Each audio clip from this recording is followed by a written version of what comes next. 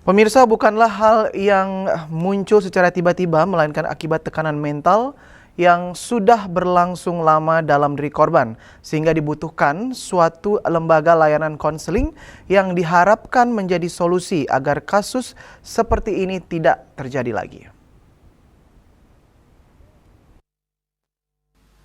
Profesor Rumawan Salain menuturkan perguruan tinggi di Bali sebaiknya memiliki lembaga khusus seperti bimbingan konseling yang berfungsi menampung dan membantu mahasiswa yang menghadapi berbagai permasalahan, baik pribadi, pertemanan, maupun hubungan antara mahasiswa dan dosen. Dengan adanya wadah tersebut, mahasiswa diharapkan memiliki tempat untuk berbagi dan mendapatkan pendampingan, sehingga beban mental mereka bisa berkurang. Kehadiran lembaga ini diharapkan mampu memberikan perhatian yang lebih intensif kepada mahasiswa, tentunya dengan tetap berpedoman pada kode etik yang berlaku.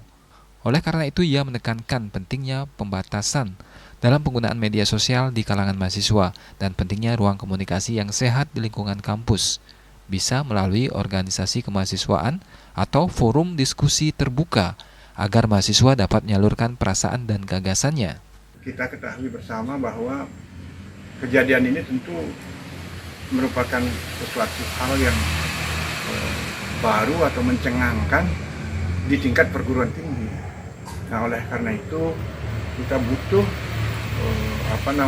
di perguruan tinggi itu dilengkapi dengan sebuah institusi. Kalau pada era saya di kemahasiswaan Udayana itu ada lembaga yang disebut dengan bimbingan konseling. Jadi bimbingan konseling akan mengarahkan anak-anak yang memiliki masalah. Nah, masalah macam-macam.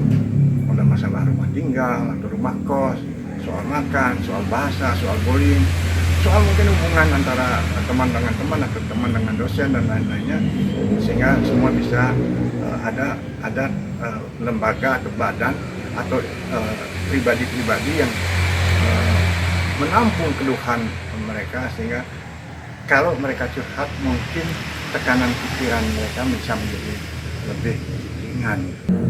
Saya memiliki pandangan bahwa sejak mulai ada media sosial ramai digunakan, tidak semua mudah bisa mencerna pendapat atau pandangan seseorang yang ditulis di dalam media, melalui chat dan lain-lainnya, melalui WA, melalui Facebook, Instagram dan yang lain-lain.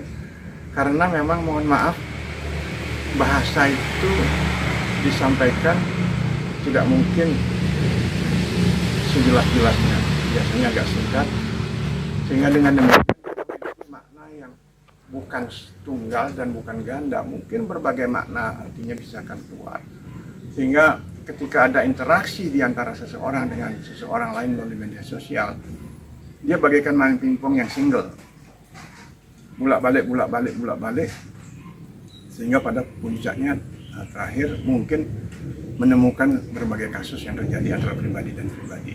Kalau antara pribadi dan pribadi, lalu dengan ada pribadi-pribadi lain lagi yang mendesak dan yang sama, jadi sepertinya dia diserang oleh beberapa orang dengan tindakan bully. Nah, ini menurut saya memang harus kita sadari. Mungkin perlu kita mengadakan pembatasan, pemanfaatan, atau mengertikan kepada anak didik kita tentang manfaat media sosial di dalam kegiatan atau kan pada era-era akhir ini. Oleh karena itu di mahasiswa maupun di tingkat SMA, saya berpikir mengusulkan ada ruang-ruang yang bisa dibangun di antara mereka yang tidak harus dikomunikasikan melalui media sosial. Melalui apa? Ya, misalkan melalui organisasi-organisasi kesiswaan, organisasi kemahasiswaan yang bisa